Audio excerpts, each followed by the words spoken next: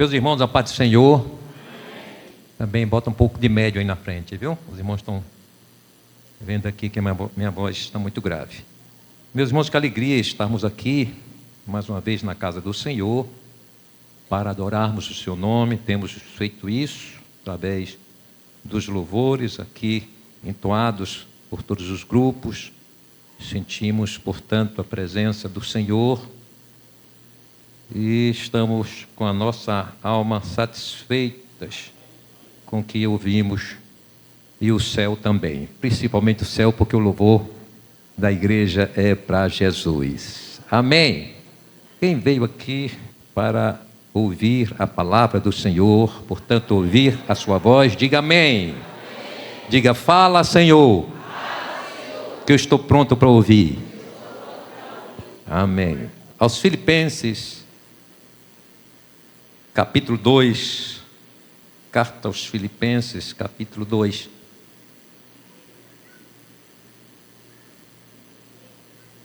Glória a Deus. Nós vamos ler apenas o versículo 15. Apenas o versículo 15. Quem encontrou, diga amém. Vamos ler a palavra do Senhor. Para que sejais irrepreensíveis e sinceros, filhos de Deus, inculpáveis, no meio de uma geração corrompida e perversa, entre a qual resplandeceis como astros no mundo. Quem pode dar um amém por esta palavra? Amém. Neste momento de intercessão, de oração, apresentemos a nossa irmã Elisângela, o presbítero Edivaldo Santana, também sua esposa, irmã Rosilda, apresentando o presbítero Everaldo, a sua esposa também, irmã Márcia, ou Marta. A irmã Eurídice está aqui, mas carece também das orações. Ali a nossa irmã Silvandira também, que precisa das orações dos santos. A nossa irmã Neuza, esposa do pastor, saudoso pastor Edgar. Também a nossa irmã Eunice, esposa do saudoso, viúva do saudoso pastor Secundino, e tantos outros servos do Senhor. A filha da nossa irmã Noélia, a irmã Nelma, como é o nome dela? A irmã Eunice, também da Oseada. A filha da irmã Valdeci também carece das orações dos santos. E eu também preciso. Quem mais precisa? Glória a Deus. Pastor Marcos Ezequiel vai estar fazendo essa oração de intercessão.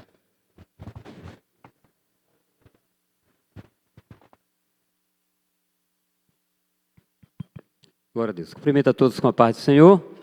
Vamos, na mesma fé, clamar ao Senhor nessa noite. Bendito Deus, eterno Pai, que está nos mais altos céus, nós te damos toda a honra, toda a glória e todo o louvor, Senhor. E como tua igreja, neste momento, queremos fazer essa intercessão, Pai, por todos os nomes que foram aqui mencionados nesta hora. Senhor, nós cremos no teu poder curador, nós cremos que uma palavra, Senhor, basta uma palavra tua nesta noite, e todos esses irmãos, essas irmãs vão ser abençoados com a cura divina, Pai. Ó Deus, tu estás vendo nesta hora, tu estás contemplando a dor, a aflição, Senhor, que abate todas as áreas da vida dessas pessoas, até aquelas que não foram mencionadas, mas tu sabes, ó Deus, o que cada pessoa está passando nesta hora, ó Deus, estende as tuas mãos poderosas, faz um milagre, Senhor, nós cremos no milagre que vem de ti, tu podes fazer o impossível, possível, e a tua palavra diz que tudo é possível ao que crê, e nós cremos, Senhor, que tu és poderoso para agora, Senhor, ordenar, e toda enfermidade sair, em nome de Jesus. Abençoa cada lar que é representado nesta noite, no nome de Jesus, nós te agradecemos, amém e amém.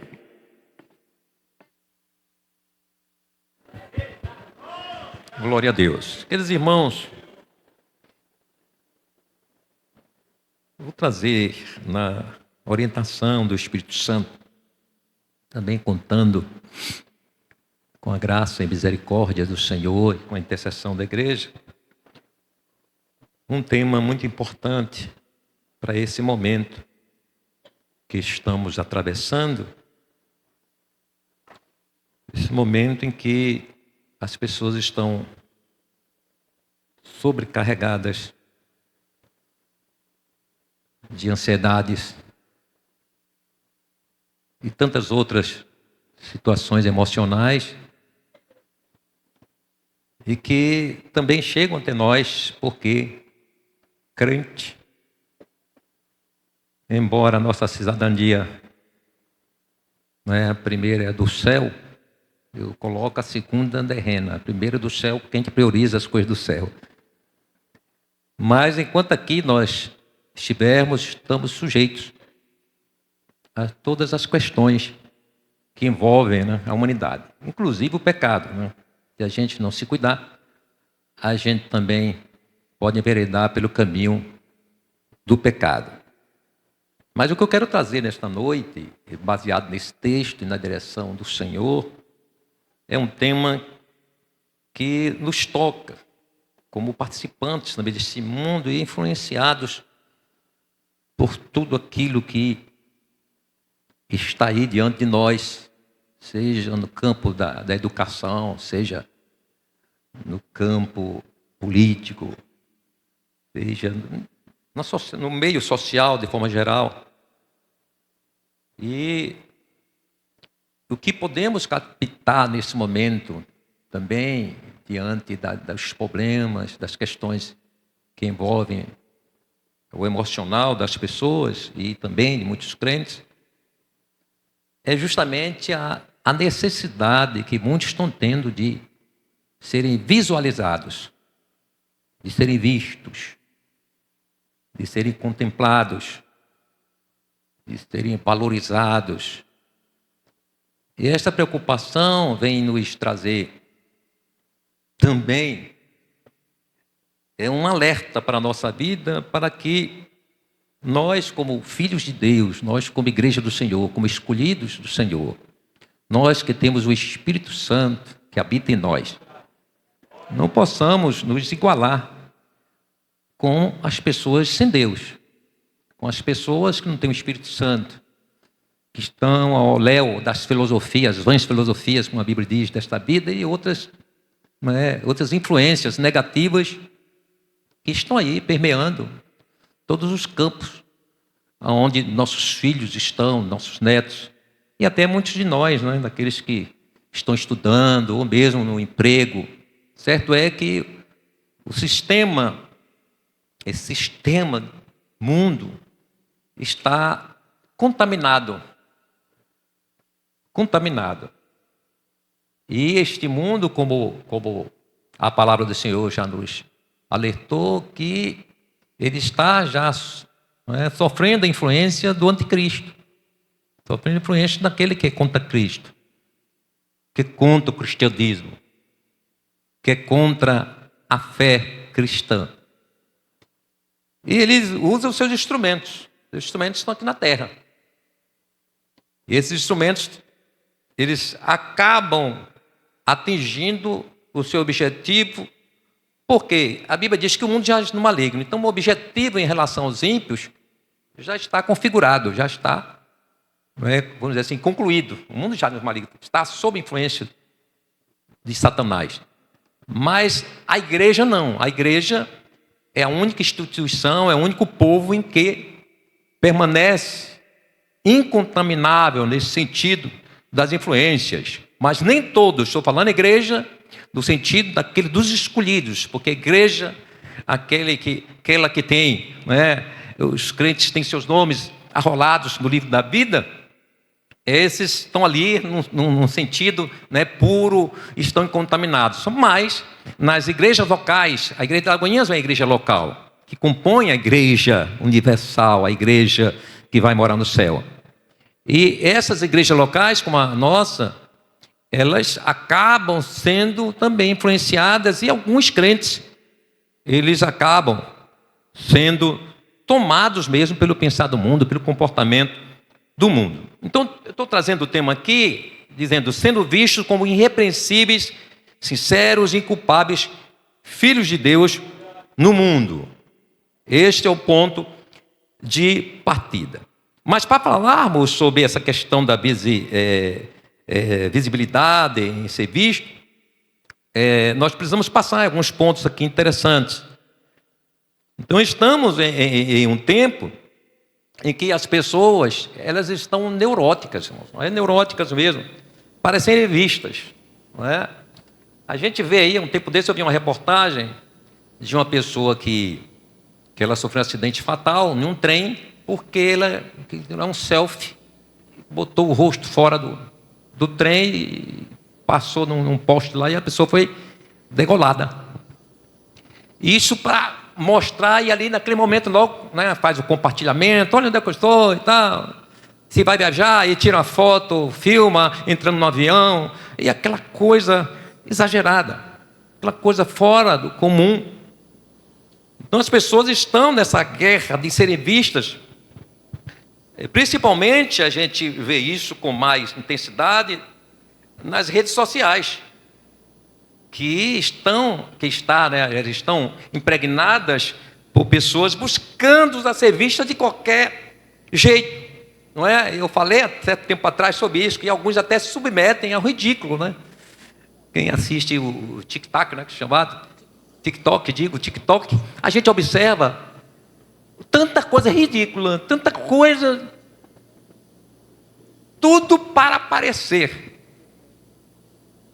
Tudo para que sejam vistas. E a gente, como crente, tem que ter cuidado com isso. Para que a gente não faça a mesma leitura. Para que a gente faça a mesma interpretação e esteja no mesmo pensar.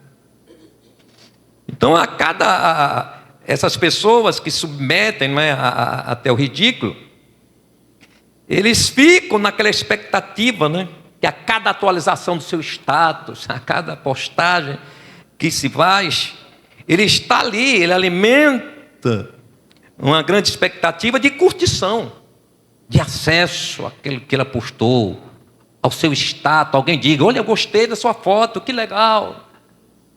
E as pessoas estão ficando adoecidas com isso. E crentes também estão ficando adoecidos. E a gente precisa observar que primeiro a gente tem que ser notado pelos céus. Aleluia. Glória a Deus. Quem primeiro tem que nos ver é o céu. Então o selfie do crente, quem faz é o Espírito Santo, quem faz é Jesus, quem faz é Deus. Glória a Deus. Nós estamos aqui fazendo uma contestação à foto em si. Eu estou falando do sentimento que está sendo trazido para uma selfie, para uma postagem que se faz, que nada mais é para que alguém diga que está bonito, que está bonita, que está linda, que está lindo, que está isso e aquilo. E isso traz danos também à vida espiritual. E esse estudo não será só de uma quinta-feira, porque eu quero ir bem tranquilo, para que a gente entenda o que o Espírito Santo quer trazer para nós. Então, não alcance da esperada visualização, né, dos likes, tem levado, né, muitos ao fosso da autodepreciação. Porque as pessoas se sentem desprestigiadas, é verdade. Teve recentemente uma moça que ela praticou suicídio porque fez uma postagem e ninguém disse nada.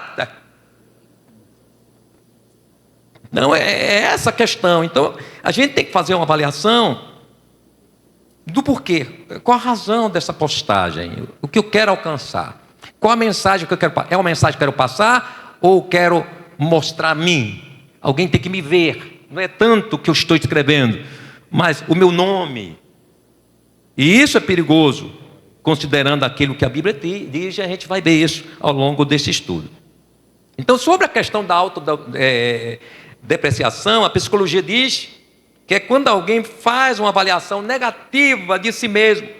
Nós vamos falar primeiro aqui do que a psicologia diz. Das suas realizações, habilidades ou sentimento de uma baixa autoestima.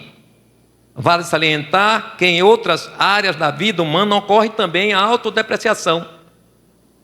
Por exemplo, alguém não passou no vestibular, num concurso público, numa rejeição amorosa.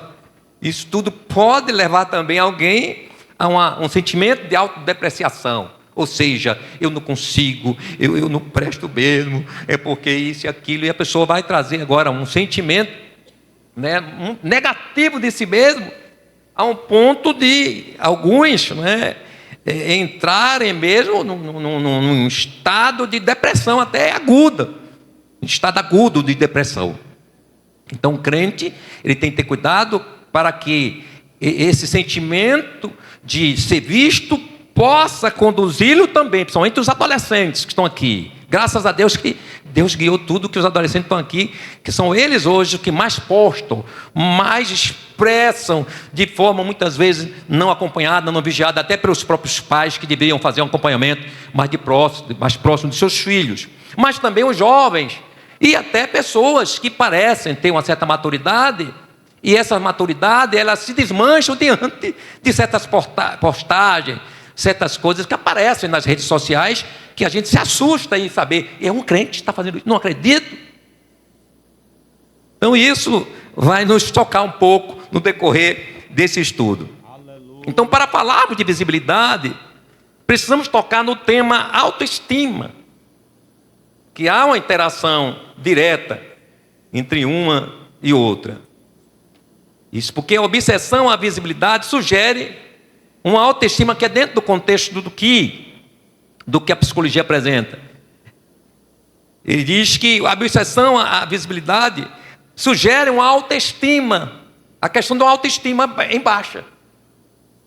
Alguém que está sentindo não notado e até inútil para as outras pessoas, pode, e gera esse sentimento, né, de querer ser visto porque ela se sente inferior, ela se sente... E se aquilo não se reverte, ela vai aceitar essa situação de uma forma tão forte que ela vai se isolar, ela vai entrar num estado realmente de depreciação. Mas o que é que a psicologia diz sobre a autoestima? Ela diz, é um conjunto de sentimentos e pensamentos do indivíduo sobre seu próprio valor, competência, adequação, que se reflete em uma atitude positiva ou negativa com relação a si mesmo. Então, aquilo que a pessoa vai construir sobre si, ou que os outros vão, né, estar ali trazendo, rotulando a si, vai definir, pode definir, usar esse termo, pode definir na vida de alguém, não é um destino complicado. Porque não tem coisa ruim do que alguém que não esteja bem de alma, que não esteja bem de espírito. Não é? Nós estamos vendo um bocado de gente aí fantasiando, inclusive na internet, um amor interminável, um carinho e tudo. E muitas vezes, não é? Fora daquele contexto da visibilidade, acontece violências, agressões verbais, desrespeito. Então, olha em que campo nós estamos entrando sobre a questão da autoestima. Então, a psicologia diz que a autoestima está relacionada com a forma como nós nos valorizamos, com o nosso bem-estar e como nós nos percebemos no mundo. E quão importantes somos para as pessoas que são queridas para nós. Diz mais, ainda afeta a nossa confiança, nosso relacionamento pessoal e interpessoal. Uma autoestima elevada proporciona força e flexibilidade para mudanças que acontecem na vida. Eu estou falando ainda dentro do campo daquilo que a psicologia fala. Por outro lado, a falta ou baixa autoestima muitas vezes está associada à ocorrência de sintomas depressivos e ansiosos, risco de suicídio, insatisfação com a própria vida, sensação de não pertencimento. Entretanto, quando essa valorização, autovalorização e reconhecimento é exacerbado, ele fala agora o lado inverso, né? uma autoestima em alta, quando ela extrapola a medida vamos dizer assim, do tolerável, se é que tem essa medida, diz que quando se está vestido de uma autoestima exagerada ou inflada, refere-se a uma avaliação excessivamente positiva e irrealista de si mesmo, podendo levar a comportamentos egocêntricos e dificuldade em reconhecer as próprias falhas. E esta é uma realidade que a psicologia traz. Outro ponto importante, ele diz que essa postura, embora possa parecer benéfica, né, da autoestima em alta e excessiva,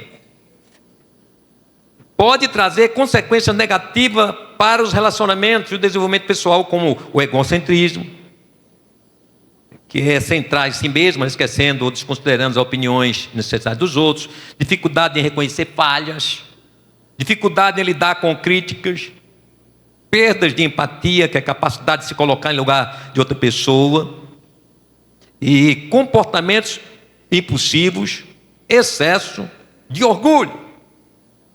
Na verdade, falando aqui de orgulho, não há como a psicologia tenta a todo custo tentar separar de autoestima, no caso, de orgulho. E nós vamos chegar a esse ponto mais à frente e vocês vão ver que não tem como não chegar ao orgulho quando a gente considera ao pé da letra o que a psicologia traz sobre a questão da autoestima. Então a gente precisa ter, porque hoje nós sabemos muito bem da importância da psicologia e como é importante. Ela tem seus lados benéficos, não é? Nós utilizamos dela até a nível de igreja, tem as situações que já utilizamos, fazemos o aproveitamento dessa ciência da mente, que alguns irmãos, eles estudaram para isso, foram capacitados. A gente sabe muito bem, mas a gente precisa criar um paralelo dentro considerando, claro, aquilo que é ciência, sem, portanto, deixar de considerar primeiramente aquilo que a Bíblia diz. Amém? Está dando para entender até agora? Estou falando palavra difícil? Amém. Então estas são interpretações da psicologia, são captações da ciência, tudo isso que nós vemos, da ciência da mente, que deve ser consideradas, porém, com algumas reservas. É isso que eu falo no sentido bíblico, e a gente vai passar nesse tema. Contudo, esse tema tão complexo não se encerra no campo da ciência, não termina ali. E aí eu digo que há um terreno muito mais fértil e profundo de conhecimento que limita o conhecer humano. Ou seja, o ser humano, ele chega àquilo até onde a ciência pode chegar. É verdade que, inclusive, a psicologia, de determinado momento, ela não era considerada como uma ciência. Hoje já, depois de muitos estudos, de muitos testes científicos, foi comprovado que tem, sim, algo da ciência, mas com suas reservas, com suas limitações.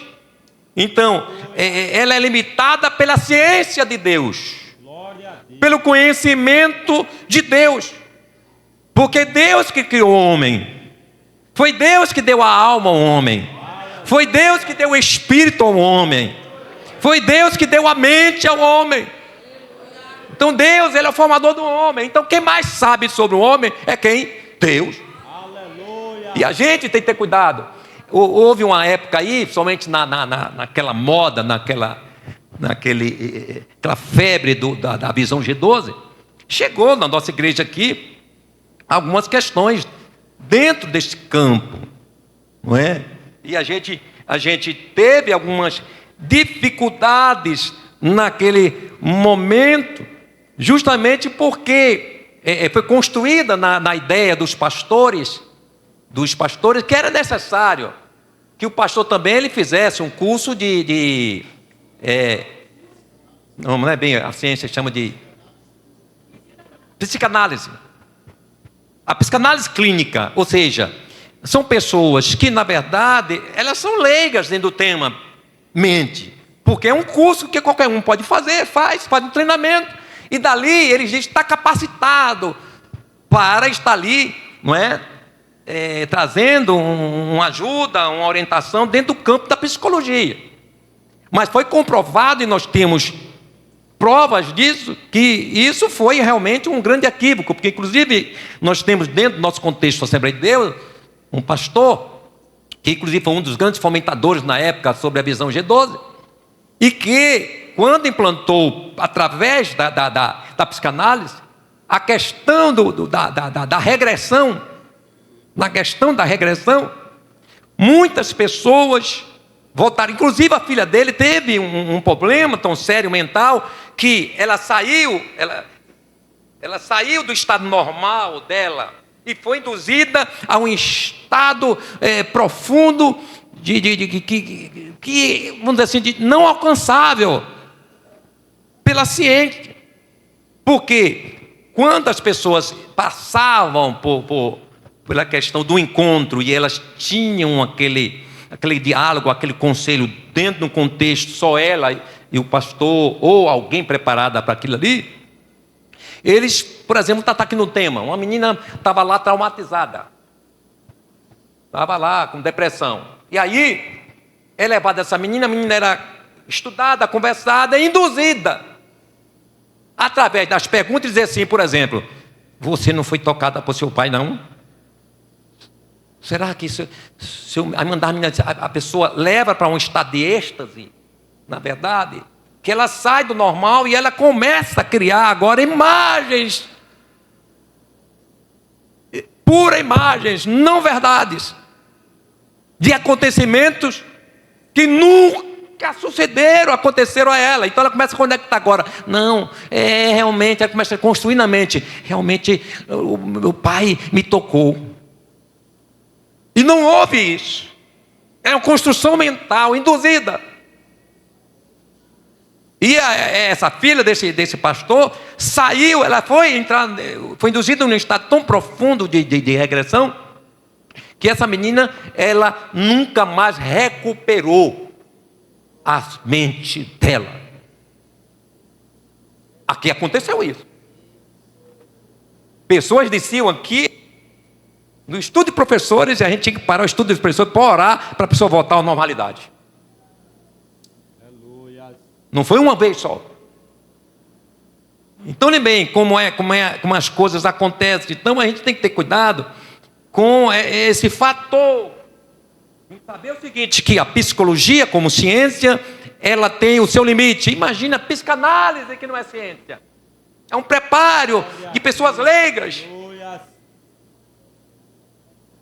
Treinamento de meses. E aí, sai aquela pessoa pronta. Nós chegamos uma vez num gabinete pastoral de um pastor, um grande pastor de uma grande igreja, e eu e meu pai fomos visitar esse pastor. Quando entramos dentro do gabinete, tomamos um susto, porque lá estava como é que chama aquele leito que deita lá no divã, estava lá um divã, ou seja, é uma maca, tipo uma maca, para os irmãos entenderem, e ali a pessoa que o pastor fosse consultar, ela deitaria ali, ela ia entrar em transe.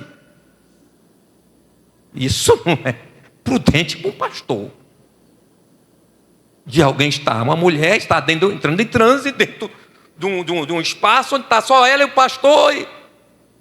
Então, olha bem, e o pastor ficou escandalizado, e eu fiquei também. E disse, meu Deus, o que é isso? Foi justamente dentro daquele momento, pastor Mídio, do famigerado G12. Então, observe os irmãos que a gente tem que ter uma linha divisória.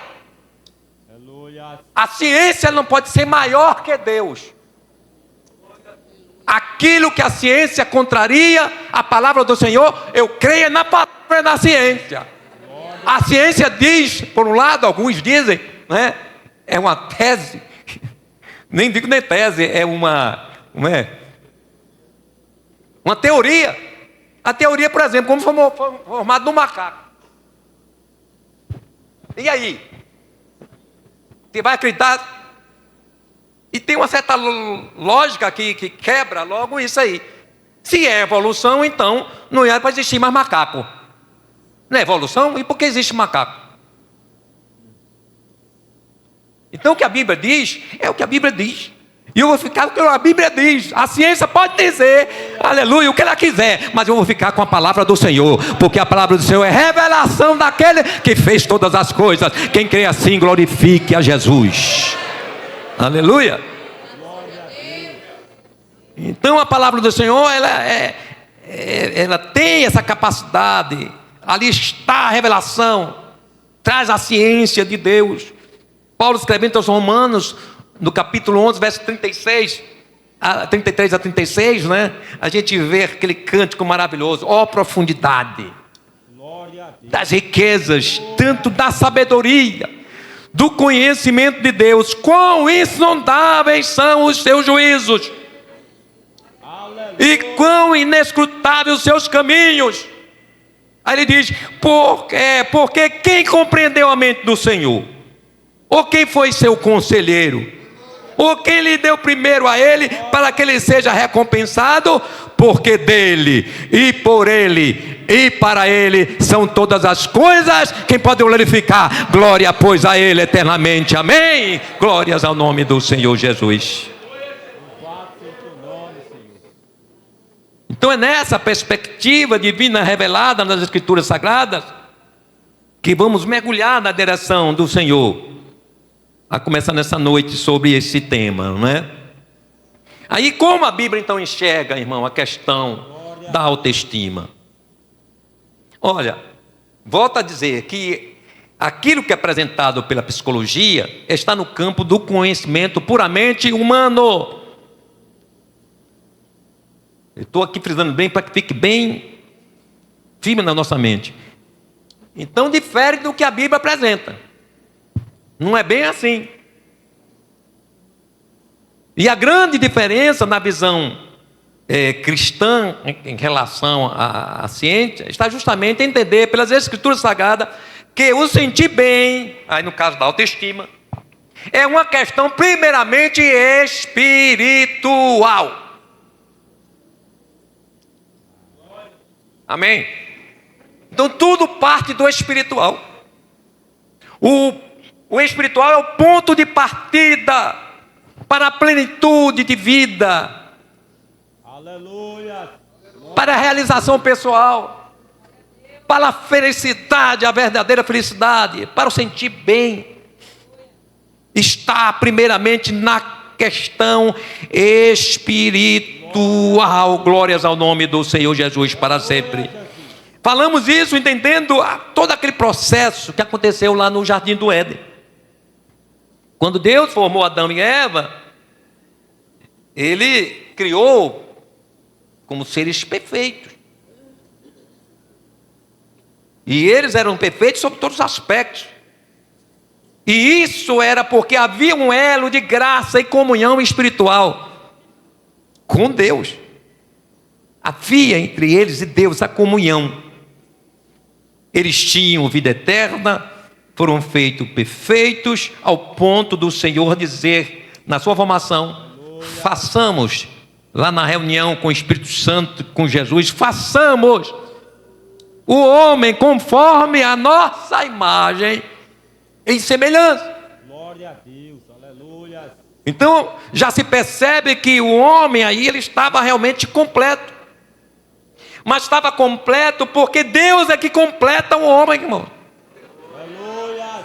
É aí que você entende aquele texto, né? Do que vale o homem ganhar o mundo inteiro e perder a sua alma. O espiritual, ele é mais importante que qualquer coisa. Então, ele é um ponto de partida para a vida humana. Aleluia. Então, a gente observa aí que havia esse elo de graça e comunhão entre o homem e Deus. Mas a desobediência dos nossos primeiros pais quebrou esse elo e fez com que todos os males sobreviessem sobre eles, ou seja, sobre não só Adão e Eva, mas que estendesse às gerações seguintes, futuras. E aí naquele momento a gente começa a ver algo se agravando, saindo daquele campo, né, da tranquilidade, do equilíbrio que o homem tinha, daquela vida de plenitude mesmo. Em Gênesis 3,16 a gente vê agora como a consequência disso. Aí mudando, né, esse aspecto da comunhão do homem com Deus, da alegria do homem com Deus, da graça, dessa paz que o homem, não é, ele estava ali projetado para viver. Aí diz, a mulher, Gênesis 3,16, e a mulher disse, multiplicarei, ó, começou a mutar tudo, viu? Grandemente a tua dor Aleluia. e a tua conceição. Ou seja, as dores do parto foram aumentadas em consequência da desobediência. Com dor darás à luz filhos, e o teu desejo será para o teu marido, e ele te dominará. As irmãs ficaram em silêncio. Diga glória a Deus.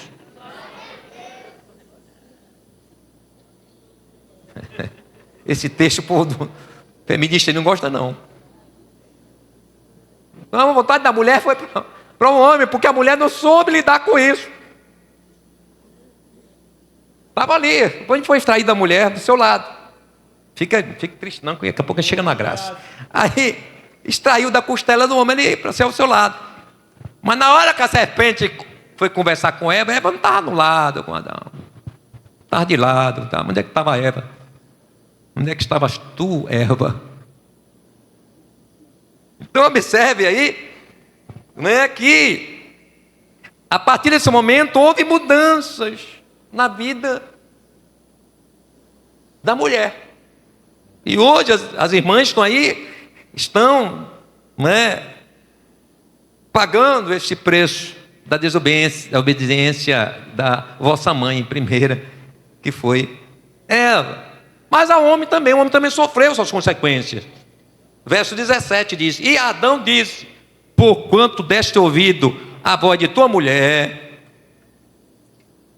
nós vamos ter uma reunião com ele lá no céu, e comeste da árvore de que te ordenei, dizendo, não comerás dela, maldita é a terra por causa de ti, com dor comerás dela todos os dias da tua vida, espinho e cardos também te produzirá, e comerás a erva do campo, no suor do teu rosto comerás o teu pão, até que te tornes a terra, porque dela foste tomado, porque porquanto és pó, e em pó te tornarás. Pronto. Olha o efeito, né, que aí trouxe, né?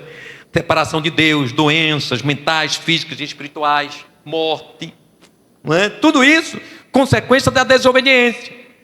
Então o homem, ele no geral, aí traz para a gente novamente aqui, foi afetado.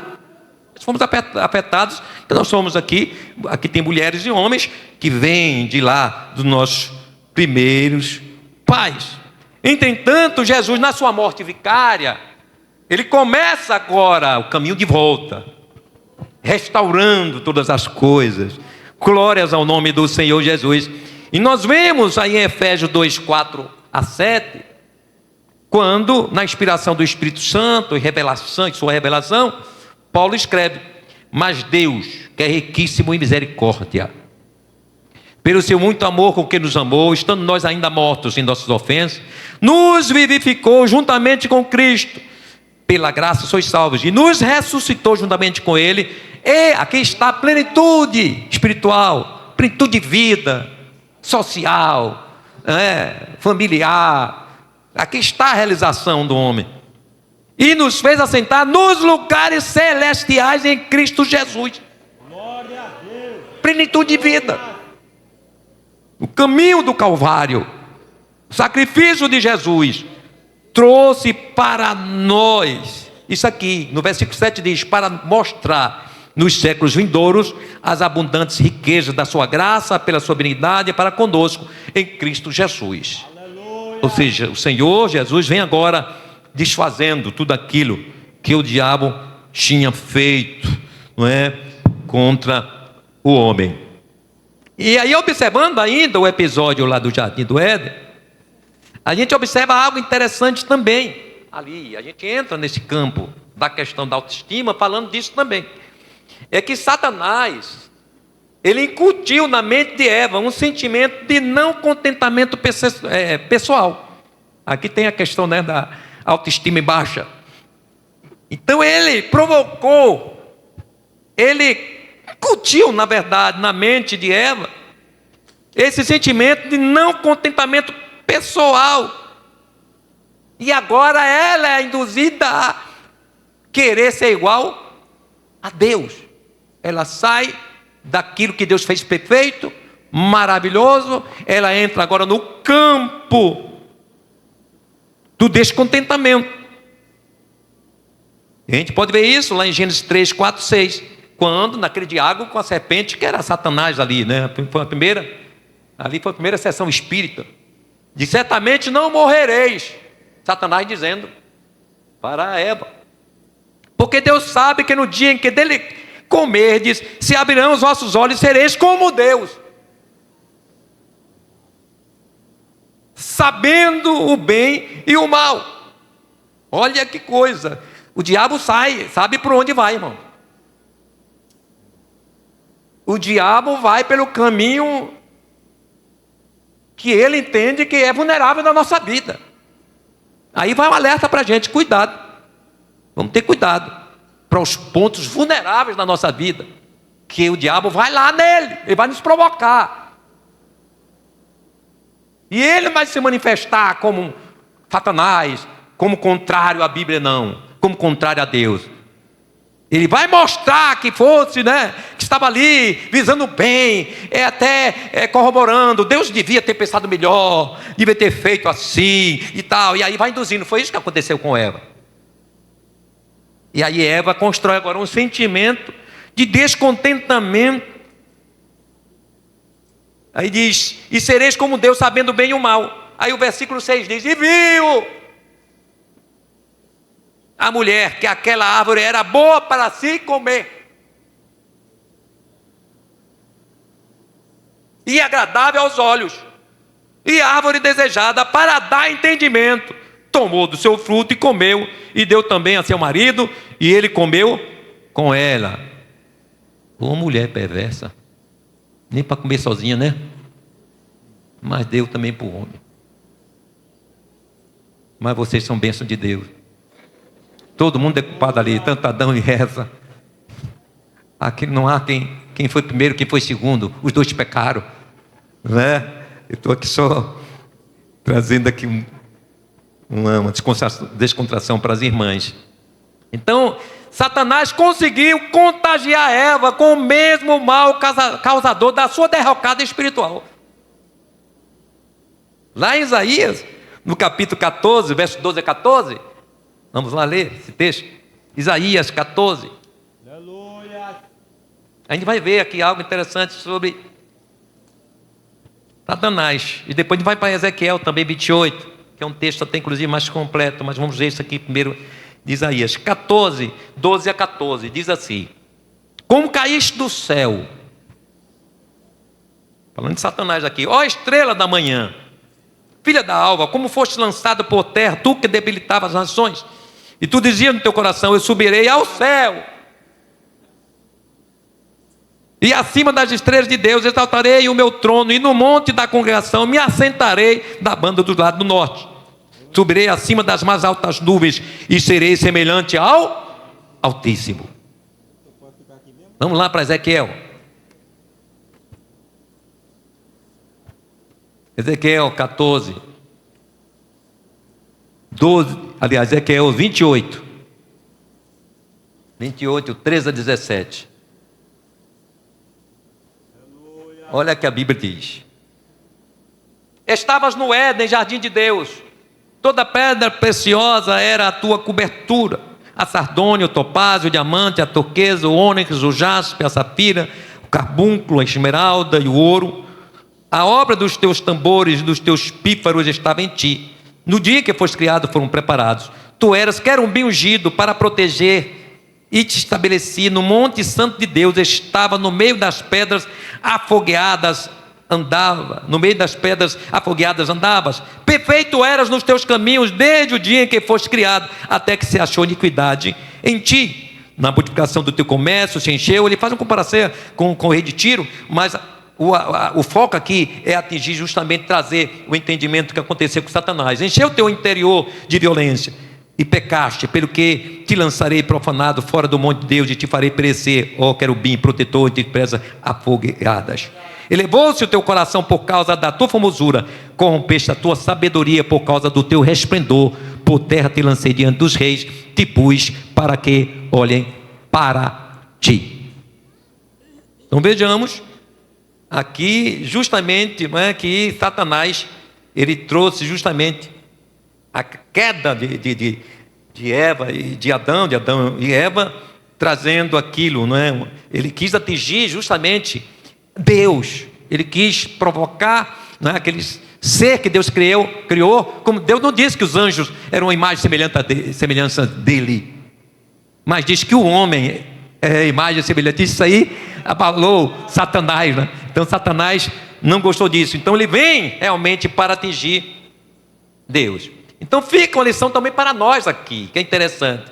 Temos que ter cuidado com os descontentamentos que podem ser vistos por Deus como uma afronta à sua soberania como Criador.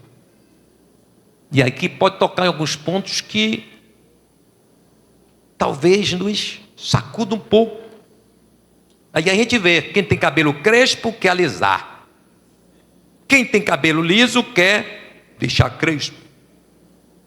Não seria isso uma insatisfação? Não estou dizendo que é um pecado, mas é uma insatisfação. Vamos mais adiante. Quem tem cabelo loiro pinta de preto e vice-versa. Nasceu com o nariz larguinho, ou então meio dobrado assim, aí quer fazer uma cirurgia estética e desiste. Agora quer botar um narizinho bem afinadinho, bem feitinho. Tem uns que não conseguem, fica abertura para cima. Os preenchimentos das rugas, hein? Os botox. Não seriam satisfação com aquilo que Deus estabeleceu do envelhecimento humano?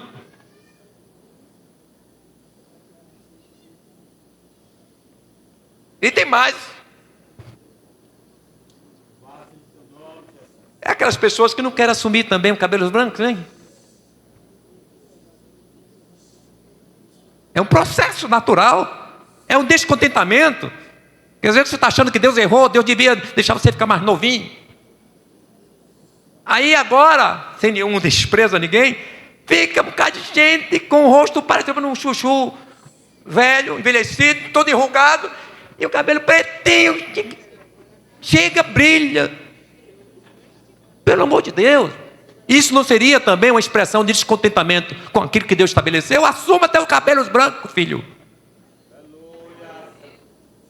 A filha, assuma, minha irmã querida, teu cabelo. Isso não vai mudar a tua idade. Isso não vai mudar a realidade que você é. Você continua dentro do campo da velhice. Não é, irmã? Nós estamos quase perto. Estou chegando lá, perto da senhora, mas estou com 63.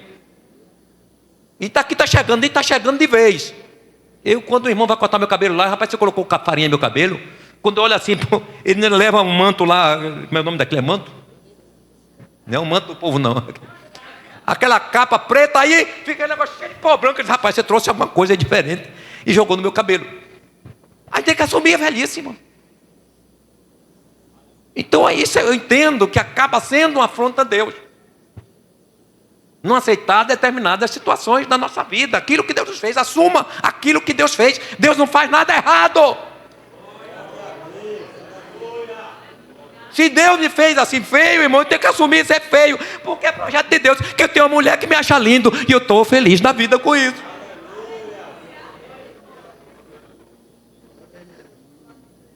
Estou entendendo? Ainda vai chegar na visibilidade, não chegou ainda não.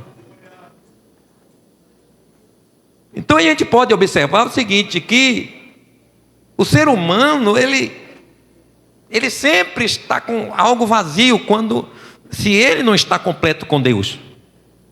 Quando o seu bicho espiritual não está bem, ele começa a preencher. Eu falo isso também no campo da questão, e todos nós estamos aqui. Nós somos crentes, lavados, redimidos com o sangue, já temos o Espírito Santo, mas temos momentos que a gente pode sentir algo, não é, que nos bote para baixo, traga tristeza, e é aí nesse momento que a gente tem que ter o equilíbrio espiritual. de entender que o mais importante é que eu esteja bem com Deus, é que minha alma esteja bem com o Senhor. Glórias ao nome do Senhor Jesus para sempre. Então, dentro da palavra do Senhor, em nenhum momento você vai ver na Bíblia nenhum texto que oriente ao crente a ser primeiro, a ser o melhor, a se auto-exaltar. Porque a autoestima em alta leva justamente para esse caminho. O caminho do melhor. Eu sou melhor. E é interessante que você vai entender isso com mais precisão, não é? Dentro daquilo que Jesus traz em Mateus 22, 35 e 40. Olha que texto interessante, que é um texto que conhecemos muito, mas a gente pode estar aqui, extrair algo importante para essa reflexão. Diz assim, Mateus 22, 35 e 40. E um deles, isso é, os doutores da lei, doutor da lei, interrogou para o experimentar, isso com Jesus, interrogando Jesus, dizendo: mestre, qual é o grande mandamento na lei?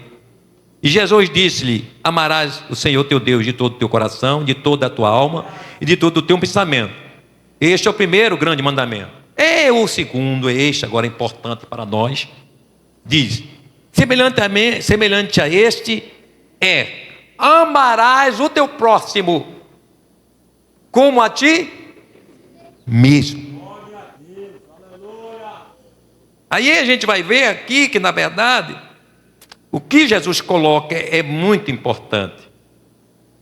Mas antes, eu passo nesse ponto de Jesus. Mas o que eu quero criar logo aqui algo para a nossa reflexão sobre a questão da autoestima, porque para que eu possa criar uma medição própria de valor, da minha beleza física, por exemplo, que eu não tenho, mas se eu for comparar, eu posso querer me achar bonito comparando com a pessoa que, no meu comparativo, alguém que seja menos favorecido de beleza como eu sou. Estou bonito ou não sou, Nelma? Ela que diga o contrário. A minha inteligência, será notada pela falta da mesma em que eu faço um comparativo com alguém. Então, quando eu digo que eu sou alguma coisa, eu me elevo, eu estou também fazendo isso em comparação com alguém. Eu tenho que ter um referencial. É aqui que a Bíblia entra. Porque quando eu me coloco como eu sou, e lá eu posso e tal, eu estou dizendo para o meu irmão: em comparação para você eu posso, agora você não pode. Eu sou e você não é. É este entendimento. A autoestima, quando ela é conduzida, se for levada ao pé da letra da psicologia, da ciência, ela vai nos levar aí, que é a grande separação nossa, justamente para esse entendimento, que é antibíblico, de eu fazer um comparativo com meu irmão, mas depreciando ele. E a gente viu aquela confusão lá dos discípulos: quem é o maior, quem é o maior? Aí Jesus fez o quê? Trouxe quem para perto deles? Uma criança. E não foi só uma vez, não. Teve outra discussão novamente, né? Que era o maior. Aí já foi a mãe pedindo, a mãe dos filhos de Zebedeu, que foi, né? Pedro, Tiago, foi João, como é? Que é o filho de Zebedeu, João e Tiago, né? Pronto, os dois. Então já foi pedir para eles sentarem aonde? Um à direita e outro à esquerda. Pronto, Jesus ficou sem lugar. Porque Deus é o principal do trono e agora ficou sem lugar. Porque, olha, imagine esse comparativo não é? Então, olhe bem onde eu quero chegar. É que a gente, quando traz essa questão da autoestima em alta, que não, você tem que trazer esse valor. Você é bonita, você é linda, você é lindo, você é inteligente, mas está vendo o comparativo com alguma coisa. Principalmente quando essa mensuração é feita por mim mesmo. Eu estou trazendo valor próprio em detrimento do não valor de alguém que eu esteja ali trazendo. Então a gente tem que ter cuidado com isso. Então aqui sugere também uma reflexão. Aí eu trago para a questão do amarás o teu próximo como a ti mesmo. Aqui não se refere literalmente ao sentimento de amor, mas a forma como eu vejo o outro. Jesus utiliza assim o amor por ser o sentimento central da vida humana. É o amor. E também divino. É o amor. E aí Jesus traz essa reflexão de que, olha, eu tenho que, a maneira como eu devo enxergar meu irmão. Então eu não posso enxergar meu irmão menor do que eu. Mas a recomendação bíblica, inclusive, é o quê? Que meu irmão seja maior. Amém? Então aqui não se refere ao amor propriamente, mas é importante a gente refletir que é como enxergamos o nosso irmão. Portanto, quando mensuro alguém, eu preciso estar pronto para ser mensurado na mesma proporção de valor de depreciação por outra pessoa. E aí o orgulho não deixa. Porque quando eu me exalto, deprecio alguém, se chegar alguém, e sempre tem alguém melhor do que eu, quando eu estou sobrecarregado num sentimento de uma autovalorização, eu vou agora, não vou querer aquele, não, eu não aceito ser chamado disso, daquilo. Ah, mas você mensurou o outro como você sendo melhor. Então é uma cadeia que é interminável, que vai estar ali, esse vazio, no homem de sempre querer. Está assim, então não vai aceitar que, não é bem assim não. Não é? Aí vamos para aquela coisa antiga, vamos uma quebra de braço aqui, você vai ver que é o melhor. Então o crente, ele não pode ter essas construções na sua mente, de forma alguma. Nossa visão não é o mesmo do mundo. Adolescentes, vocês que estão indo hoje para o retiro espiritual, já deixo uma mensagem para vocês aqui: cuidado com o que vocês estão assistindo, cuidado com o que vocês estão ouvindo na escola, mesmo dos professores, que você está conversando com seus colegas que não tem Jesus, que não pensa no céu, que não defende os mesmos princípios que você defende. Então você não pode copiar o que eles pensam. Não, você é diferente. Você tem a mente de Cristo. Você tem Jesus, você tem o Espírito Santo na sua vida. Então você é um grande diferencial a ser notado na igreja, lá na escola, sim. Aí é o notar espiritual. É essa visibilidade que vai chegar, não é? Na próxima quinta-feira. Então o que a Bíblia apresenta, eu estou encerrando, para o crente é Filipenses 2, 4, 10. Do versículo 4 ao versículo 10. Vamos lá? Deixa eu beber um pouco de água aqui. Aleluia. Glória a Deus. Não atente cada um para o que é propriamente seu,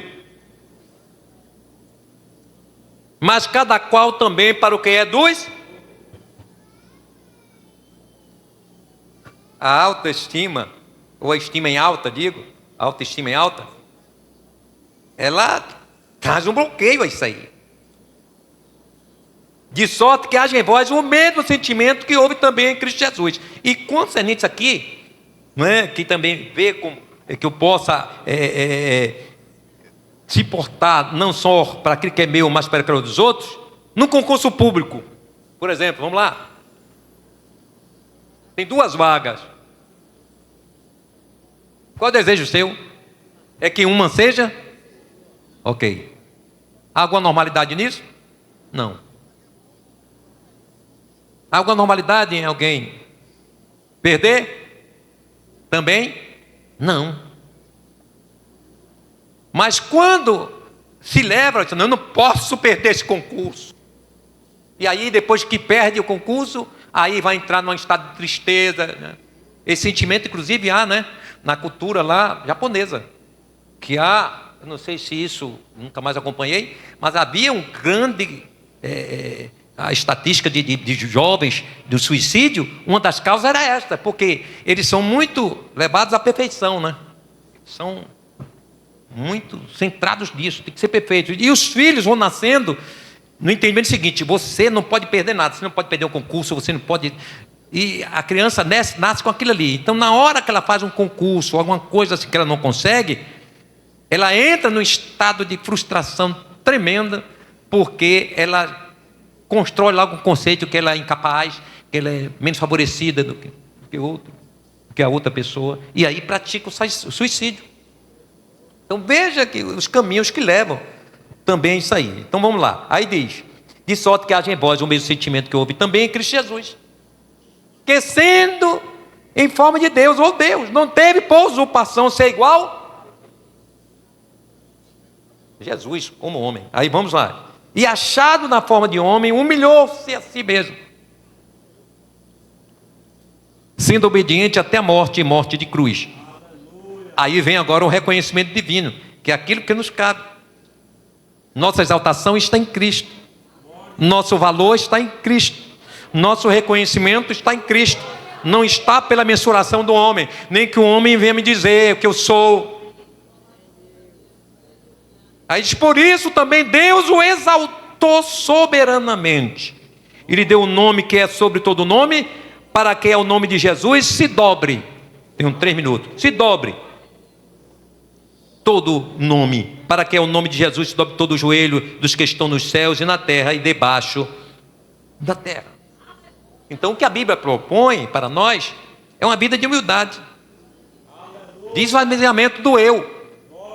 Sim, você é inteligente, para lutar pelo inteligente, ou para os seus concursos, seus ideais, isso é importante. E você pode se destacar? Pode, mas não faça disso um caminho de exaltação própria, de depois que passar, dizer: eu sou melhor mesmo, aí pronto, aí vem pescoço duro, aí fica agora numa representação quase de um Deus, um ícone no meio. Não precisa disso. A nossa exaltação não está aqui. Então tem que ver, ou seja, a gente tem que ter cuidado, porque quando a gente se alegra numa conquista nossa, há uma multidão que o quê? Que chora, que poderia ter alcançado, e quem sabe até melhor do que eu, mas quem me ajudou foi o Senhor me deu graça, o Senhor me deu revelação, inteligência, fez eu lembrar das coisas, e eu passei. Então eu não posso fazer disso, ainda como crente, reconhecendo que é Deus que faz isso, Deus que faz isso. Eu tenho que entender, e você que é estudante tem que entender isso. Você que está estudando para fazer um concurso público, lembre disso, que quando Deus permitir que você passe, você se lembre que foi Deus que fez isso, não foi você. Então não se exalte, glorifique Jesus. Continua o mesmo rapaz, a mesma menina, simples, glorificando a Jesus, dizendo: grande é o Senhor, grande é o Senhor, grande é o Senhor. Glórias ao nome do Senhor Jesus. Então eu encerro aqui dizendo isso aqui para a nossa reflexão. O que a palavra de Deus propõe é uma vida de humildade, de esvaziamento do eu tenho, do eu sou, eu posso, eu consigo, eu sou melhor, eu sou tal.